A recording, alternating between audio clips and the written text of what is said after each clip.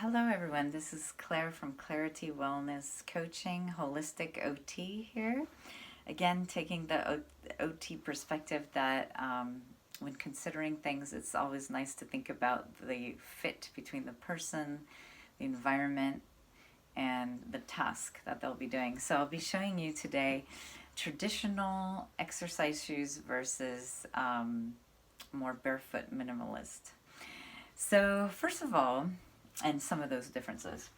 Um, One thing I've noticed lately is that a lot of traditional shoes, these are not great, these are Crocs. They're good for indoor aerobics, I would say, on carpet. That's the only about good thing. But as you can see, this kind of illustrates that if you look at it straight on, can you see how the outer sole, bottom sole, it actually sticks out? It's wider than the actual foot box area of the shoe. These are pretty wide as far as traditional shoes go, but I just wanted to point out that.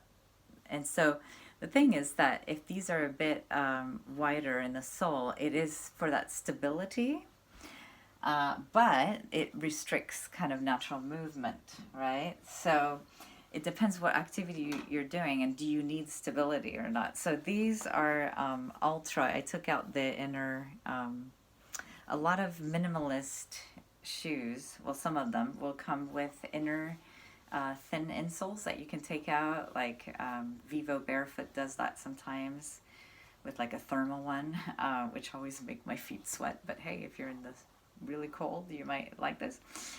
These came and they're so cushiony already. Like every part of these are so squishy and cushiony.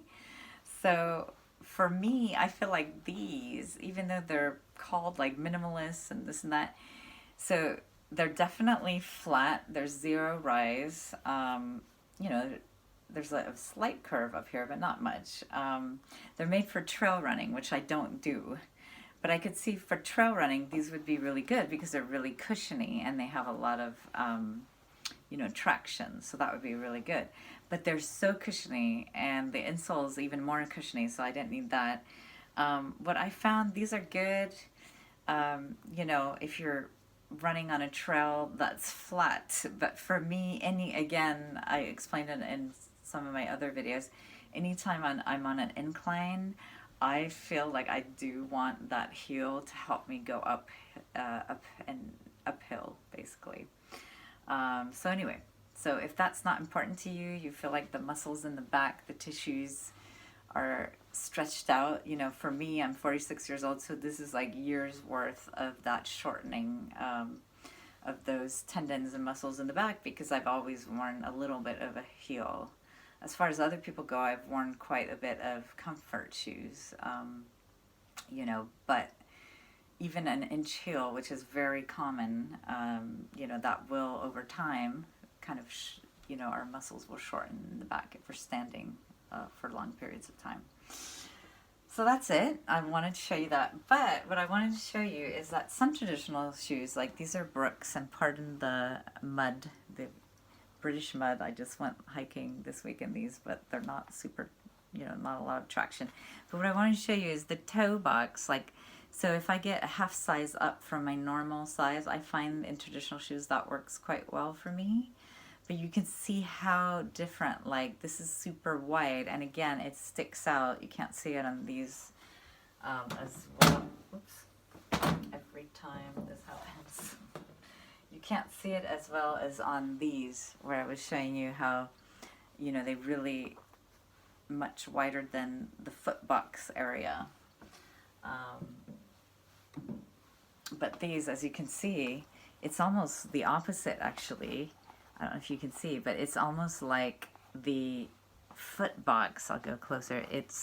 Your foot is almost like coming out over the top of the base, which means less stability. They're quite flat, but if you're on uneven terrain, it could be a bit less stability. Yeah, so that's what I was going to say about these. And then the last one I'll show you is not really, a sports shoe. It's kind of casual sneakers from Groundies. They're really like cushiony, nice, but again, for me, I need a bit more cushion, so I tried for a long time just putting a little insole. But a lot of the Barefoot minimalist shoes are made not super high volume. There's websites where you can search, like, I need higher volume, I need lower volume.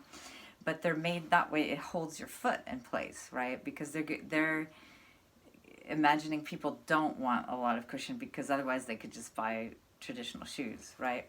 But what I found for these, if I go to the gym and I'm just doing like elliptical, which naturally that machine does not put a lot of strain on your joints. You know, I'm not running at the gym on the treadmill. I just do elliptical, which my foot is kind of in place for the most part, you know.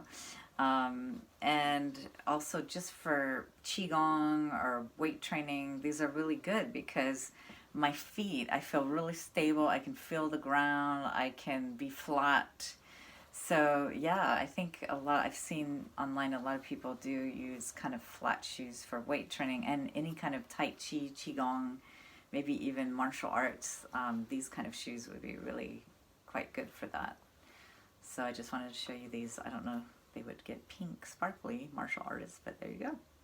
All right. So stay tuned for more videos about specific things.